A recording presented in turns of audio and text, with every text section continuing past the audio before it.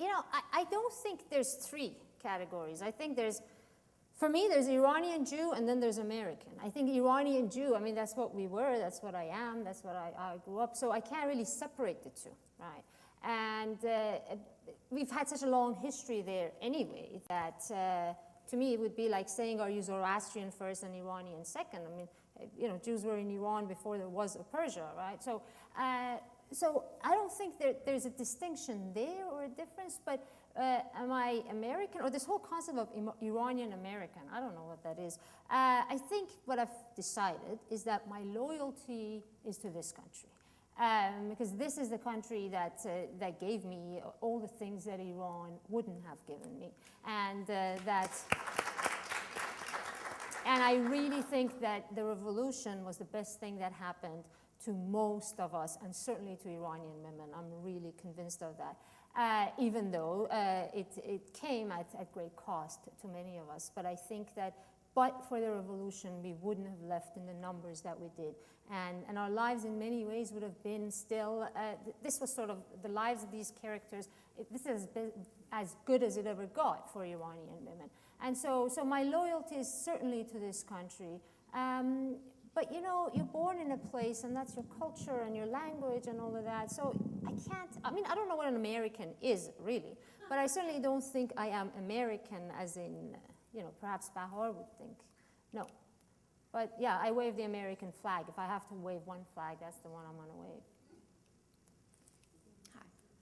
Hi. Unfortunately, I'd never read any of your books till this one. Somebody suggested it, and I opened it up. I had no clue what it's about. And the first paragraph talks about this man meeting this woman or this girl, this young girl with exuberance and so much energy, and I thought, oh, another love story, and I just thought, no, I don't want to even read it. How did you know that this is, you said that you always get the answer at the end of the book. Did you plan on having her to be, because he probably didn't know where she was from, who she was, right, what level or what class she was from. Did you plan on having her to be this low class and having him follow her, or I just couldn't understand right. I mean, what brought all that after that first paragraph. Did you well, plan what happens with writing is that, me anyway, I see an image and I see a picture and then I write that picture as I see it, and I hear voices, definitely. I hear these people's voices, and when they speak, that's the voice that I've heard. And so, no, I saw this girl crossing the street, and but I don't know why. I say her uniform's faded, and right. So he can tell just from the way she's dressed, and also eventually follows her in the car, which people used to do, like. Usually mother-in-laws would see a girl on the street, and especially if she was tall, they would definitely follow her to school and find out where she went to school and then send for khastagari. And so the reason he pursues her is that he sees that this is a girl who's easily conquered. And he's had a fiancée earlier who was a sort of an upper-class Baha'i girl, half Baha'i girl, and she broke up with him, and he doesn't want to be embarrassed again and go after someone who's of his own class or higher. But how did all that come about? No, I just had this girl crossing the street, and then... But how does he sees all... He sees all that she is easily conquered, she's from a low class. It just, for me, that image didn't right away grab me. I saw this beautiful, young, exuberant, energetic girl that, Well, you're more American than Iranian then. You're not terribly class conscious. I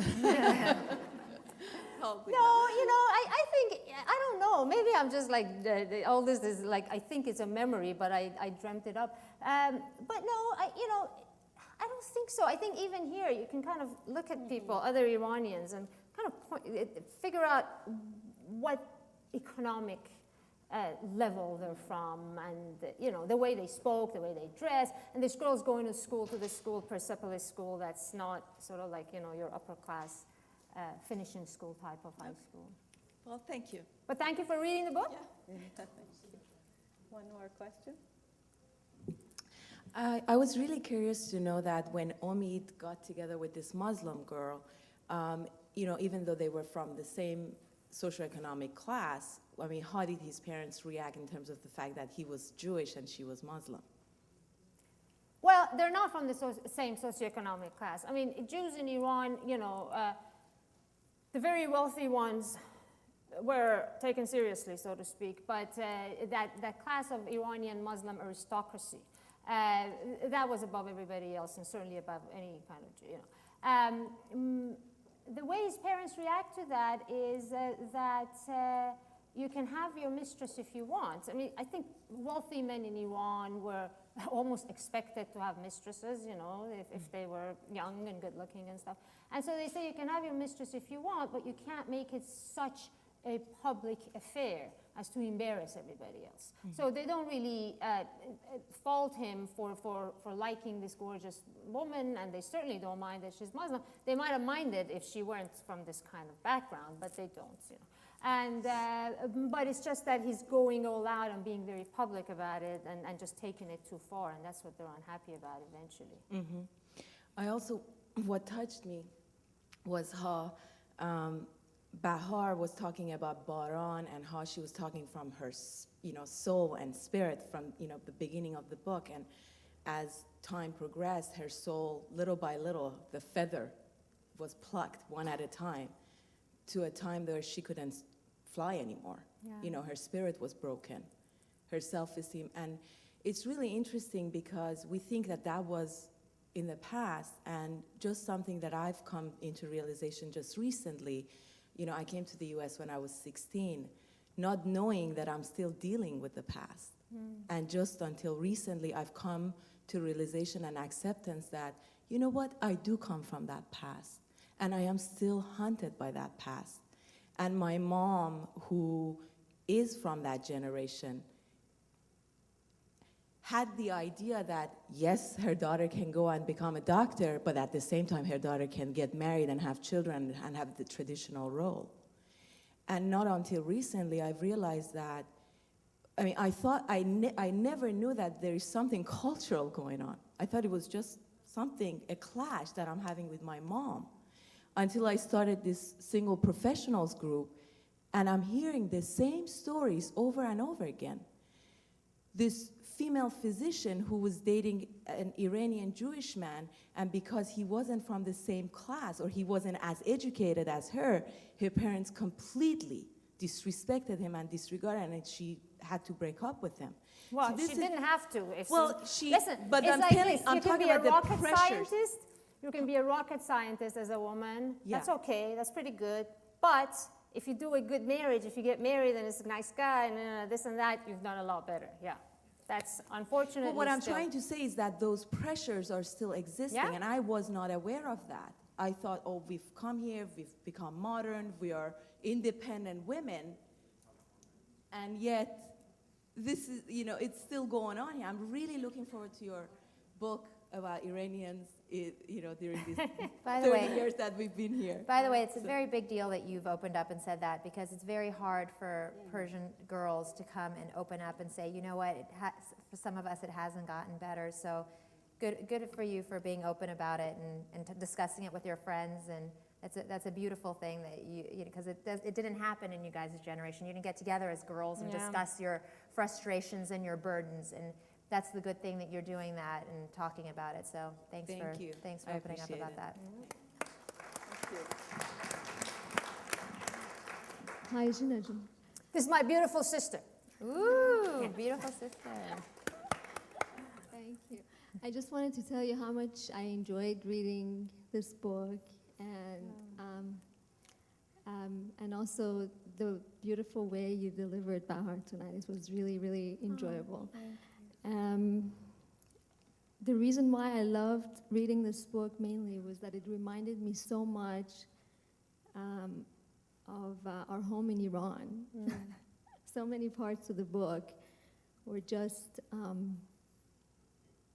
I think they were taken from our home. And it was such a surprise to me because you never talk about your books before they come out. We keep asking her so what is this book about? And she won't tell us what's in it. So it was such a nice surprise. And I also wanted to tell you that I really, really enjoyed the very last chapter of the book. I think it was the last page where and it was a very optimistic part of the book. I think was the most optimistic part of the book, where you actually, Bahar's daughter, Yas, realized Don't that if say she the had end. had an opportunity Don't to say the save end. her mother. Careful not to say the end. Read it. Don't give the ending away. No, but this isn't giving the ending away. This isn't giving the ending away. Yeah, you're No, right. it's not the ending. But I think it's such a powerful part of the book, and I wish if you had a chance to read from it before closing, it would be great. Well, I but don't know I if you mean, have except time, for but- that one page, it would be giving the ending, and then Jordan's going to turn the lights off and the mic off on me if I do that. But Anyway, I think everybody love should you read the too. book. Thank you. That's Thank you. another good reason to go out and get a copy of the book, right? Right. We have two She more gets quick a free questions. copy. She's my sister. Hi, I just wanted to say that I'm very proud of your candor, and I think as an Iranian woman, regardless of your religion and background, it really makes me proud to be Iranian when I am in the company of women as such. So I'm very proud of both of you. Thank You certainly set a good role model for a lot of our young girls. Now that being said, the question on my mind is, usually, culturally, I grew up in Iran up to the age of 18 before I came here. So culturally, we're not promoted to be self-expressive, and we're not really a communicative culture outside the realm of our family. So what really inspired you to write? I mean, I'm really, really curious. And, I see more and more female Persian writers, and finally they're getting publicity, and it's amazing. So what inspired you to write?